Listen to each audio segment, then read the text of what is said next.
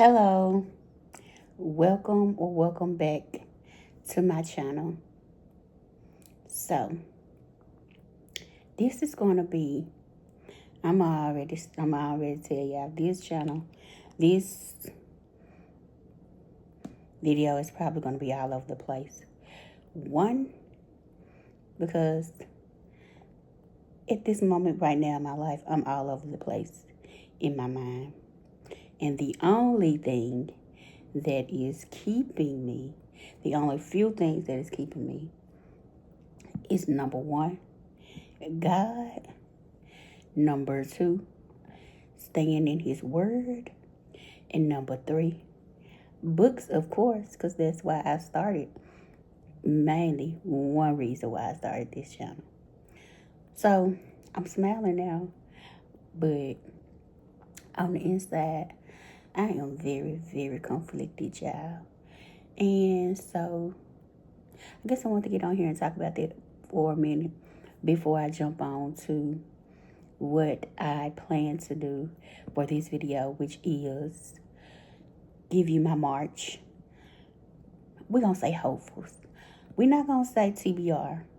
So we don't know if all of it's going to get read, especially in all the changes that are about to happen with my work schedule and everything, and just with life. So, yeah. I'm a bit overwhelmed. I started my job 4 years ago, and when I started it, it was in the middle of the pandemic, 2021, and it's 4 years later. A lot of things have changed, and now a big change is going to happen, and that's me having to transition from working from home to going in the building. And I know some people might say, okay, so that's not big. That's not really a big thing. Well, it is when you are a dialysis patient who works for people, who goes to dialysis 3 times a week from 6, your chairs at 6 a.m. and you leave at like 10:30, 11 a.m. And then you have to be at work or logged into work at 4 p.m. Mind you, dialysis drains you. If you are a dialysis patient or know a dialysis patient, they could tell you it literally drains you. So when I come home, I have to like recuperate in a sense and going to sleep, laying down and getting rest in my body. And in this new transition, I'm not going to be able to do this. So I'm just asking God to, I know that I'm not going to worry. I don't have to worry, because he's going to make it all plain for me. I already know that is what's going to happen. He's going to take care of me like he's always have. But me being me, I have to panic a little bit, I have to panic. I have to do a little crying because I have been crying. I have to do a little crying a little bit, and then I get over it because I know God got me. He's going to make sure that He's going to make sure I am okay. The good thing is I'm not sick as I used to be. Like, this is the longest I've held down a job. One, because my health used to be really bad. Two, I am learning. I tell people, sounds crazy, but at 35, I am really just now growing up. Because me and my mother was so close. She kind of like held my hand. But the thing is, she was teaching me, and she thought I didn't pay attention, but in some ways I didn't. And in some ways, when things come up, things snap back to memory, and I am able to jump and think, what will Mama do? And I thank God for that too. So this job came in my life at a time that I needed it, because I started the job January 2021. By August of 2021, my entire family caught COVID, me and my mama included. And by September 2021, my mama had passed. And I was working from home. I had a very considerate manager and everything. It was just what I needed when I needed in that season. And I'm learning to pivot. So in this season, I'm having to get uncomfortable, because I have got comfortable in these 4 years. I'm having to get uncomfortable. But the thing is, I have things that I can, fall back on. God is so good. I am an author. I do, and I have been saying for a couple years now that I am going to start working on writing, and I have to get back to that. I have to get back to writing. Have to get back to promoting myself, and just getting my story out. Kind of was at a standstill, because there was a big traumatic life change when my mom passed. But God has sustained me. People thought, I'm telling you, me and my mom were so close. People thought that after she was gone, I was going to be gone shortly after. But as I keep saying, God has sustained me. So that is one of the reasons why I made this YouTube. Yes, I wanted to share my love for reading and my reading journey and all of that after me jumping back into reading really tough last year. Yes, I want to share that, but I also just want to share my life and my journey with people, and be as authentic as I can. Find my tribe, find my people, and find some people that I can inspire and motivate as well, who may be going through something similar to what I've been going through, or something worse, and just feel like that they can't make it, and I can be a listening ear. Well, not an ear. I can be a voice of reasoning, to let them know they can make it.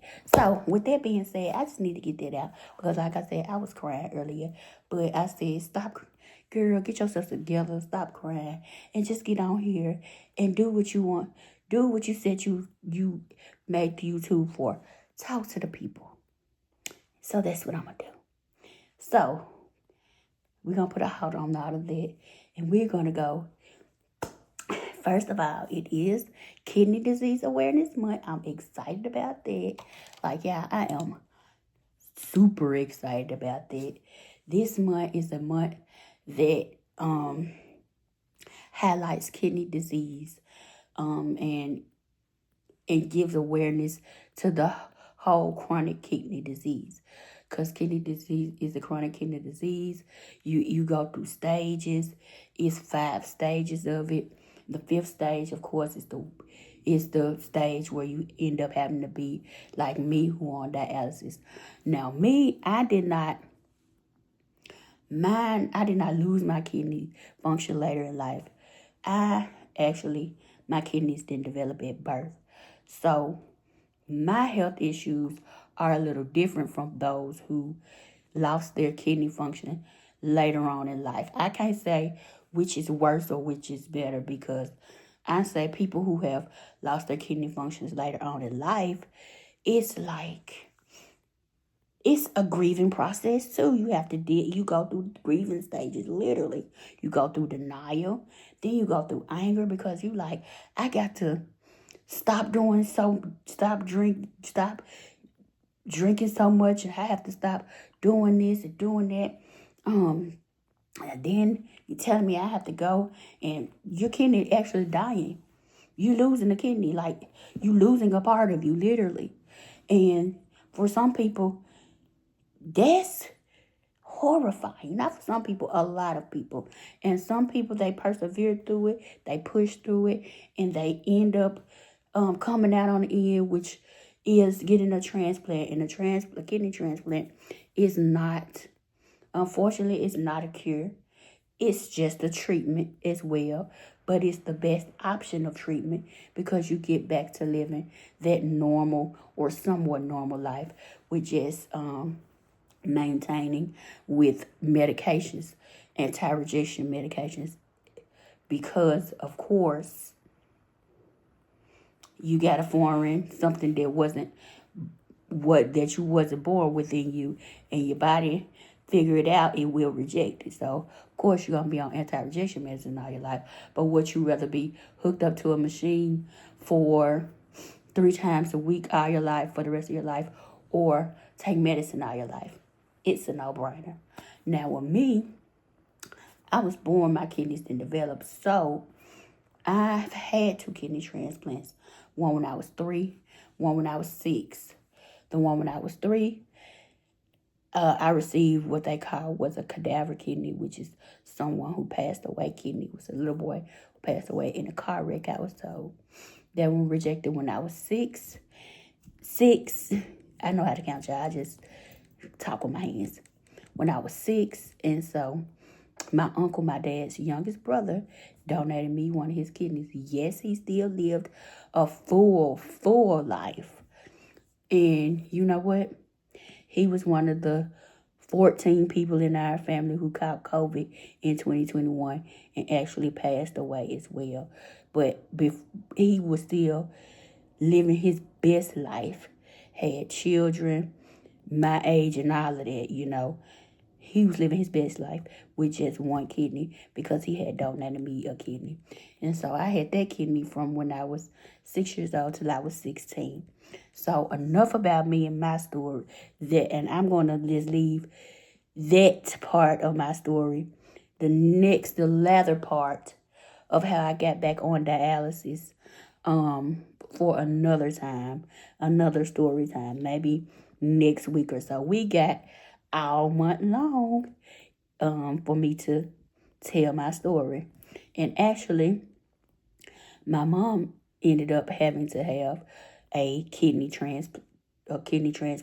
She was on dialysis. Me and her was on that. Look, we were so close, y'all. We literally was on dialysis together for 15 years before she received her kidney. And that kidney worked well for those 2 years that she had it before COVID came and took her out. I'll tell a little bit more about that story as well. But so, yeah, that's a little why I'm so passionate about Kidney Disease Awareness Month and just dialysis awareness and all of that. So, to the books. So this month I wanted to read about books about I'm sorry, y'all, my magic went whoop. I might edit that out, I might not. That's called kidney brain. Believe it or not, people who are on dialysis, they have brain fogs as well, just like pregnant women have the brain fog and they call it pregnancy brain. People who are on dialysis, it's called dialysis brain. We have brain fogs like that, but my thought came back to me. So this month I wanted to read books that had either disability rep or had the main character or the leading or the second character in it had something, kidney disease maybe, or a chronic illness. And so I came up with, I already read Real. I love that book, y'all. And when I pulled it up on my Kindle, it had said I had the ebook from Kindle Unlimited. I had read it, and then I listened to it on audio, and it was so good. So I was debating on if I was going to read that again, but I am going to go buy that so it can go on my shelf. And then the book that I am going to read is going to be my number one priority to read, because it does have a kidney patient kidney transplant rep in it, is Abby Jimenez, yours truly. So I've heard so many good things about this book, and this is actually it can be read as a standalone, but it has a book before it called A Part of Your World. So I started reading A Part of Your World last year sometime, but then I got yours truly because I started hearing so many good good reviews on yours truly, and I was like, oh my god. And when they said about the female main character's brother in this book actually needed a kidney transplant, I was like, yes, I gotta read it, because I actually like reading books with disability reps, with people who have any kind of chronic illness issue, and they overcome, or they are dealing with life and they get the good hand handed to them or whatever, even though they have a chronic illness. I see me in those books, no matter what type of chronic illness in it. Like I read Get a Life, Chloe Brown. I think she has MS. I loved that book so much because the prefaces of the book, the whole purpose of the book, the entire time she was writing a list to basically get a life, because she felt like life was passing her by, because this MS kind of like just took over her life, and she felt like that through all the pain and everything that she go through, when she go through her flare-ups, that she miss out on life, because she going through those flare-ups and she be down a week or two. So I have that over there on my shelf. I'm gonna go over there and get it in a minute.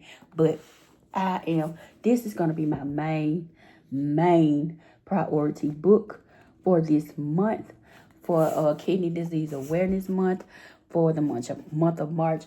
If I don't finish no book, I am going to finish this book, yours truly. Okay, so I'm going to read the synopsis. It says, Dr. Brianna Ortiz life is seriously flatlining. Her divorce is just about finalized. Her brother's running out of time to find a kidney donor, and that promotion she wants, oh, that's probably going to the new man doctor who's already registering 80 freaking 7 on Brianna's pain in my scale. I don't cuss much out. It says, but just when all systems are set to hate, Dr. Jacob Maddox completely flips the game by sending Brianna a letter. And it's a really good letter. Like the kind that proves that Jacob isn't actually Satan. Worse, he might be this fantastically funny and subversively likable guy who's terrible at first impressions. Because suddenly, he and Bree are exchanging letters, sharing lunch dates in her sob closet, and discussing the merits of freakishly tiny horses. But when Jacob decides to give Brianna the best gift imaginable, a kidney for her brother, she wonders just how she can resist this quietly sexy new doctor, especially when he calls in a favor she can't refuse. Y'all, this sounds so good. Like, that's the best gift ever. Y'all, that just reminds me of, like, in real,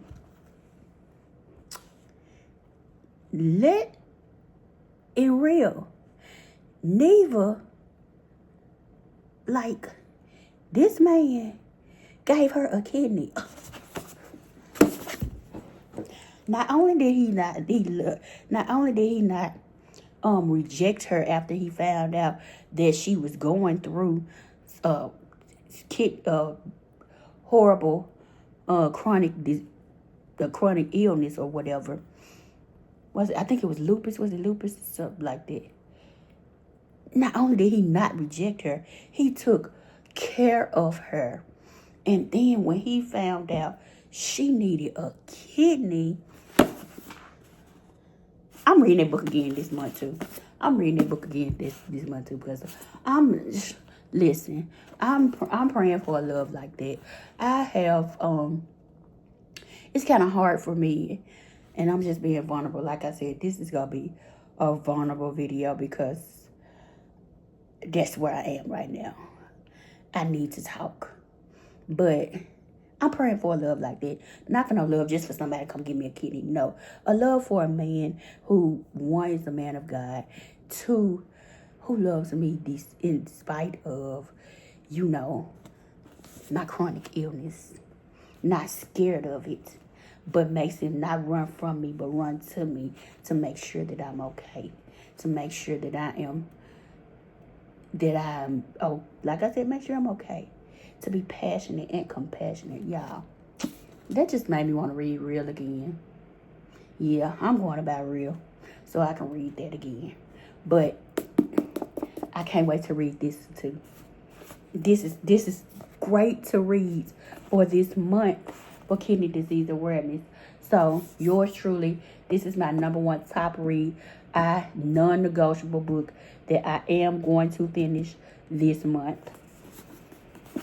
Can't wait to come back and tell y'all about it. And then keeping on with the theme of chronic illness and all of that. So I'm not just highlighting reading books of chronic illness with kidney disease, because honestly I couldn't find that many about that subject, non-fiction rather. Maybe I need to write a love story too. Anyway. But keeping on with that, I saw this book last year called The Body Keeps the Score, Brain, Mind, and Body in the Healing of Trauma by Bessel van der Kolk, MD. And this book here is just, it says, a pioneering researcher transforms our understanding of trauma and offers a bold new paradigm for healing. So this is just talking about how trauma can really, this is what I think it's talking about rather, how trauma can really affect your body, not only physically, mentally, but physically as well. Affects your organs. It can affect you inside and out. In this book, I'm guessing it's just giving you, just so it's a nonfiction book, and it's put in how many parts is this? So I'm excited about reading this too. The Body Keeps the Score, Brain, Mind, and Body in the Healing of Trauma. And let's see, it has 5 parts. So this book might roll on to April, because I really want to get into this and learn. So it's part 1, the rediscovery of trauma, talking about trauma. Then this is your brain on trauma, the minds of children. That's probably be a good one, because as adults, sometimes we get so engulfed in how trauma is affecting us that we don't stop to realize that it also affects children, and it affects children in different ways as well. So that's probably going to be a great section there. Sorry, y'all. The imprint of trauma, paths to recovery. And so that's the last one. Part 5 is about paths to recovery. So how to recover from trauma or deal with trauma. So this is going to be my nonfiction book of the month, and it's going on with the theme of chronic illness and stuff. Trauma. The Body Keeps the Score, Brain, Mind, and Body in the Healing of Trauma by Bessel van der Kolk, MD. So I'm excited about that one. And then, of course, like I told y'all in my reading wrap-up of February, I had started Take My Hand by Dolan Perkins Valdez. So I am still reading on this. I haven't got far still in this one. But I'm reading Take My Hand. So this is a hopeful. I don't know, it might go on to April as well. And then on my Kindle, I am still reading Love by You. I am still reading Love by You. So, and it's a pretty good book. It's a love story. And it's a pretty good book. I'm trying to see. Because I want to get the girl's name. The author's name in this book.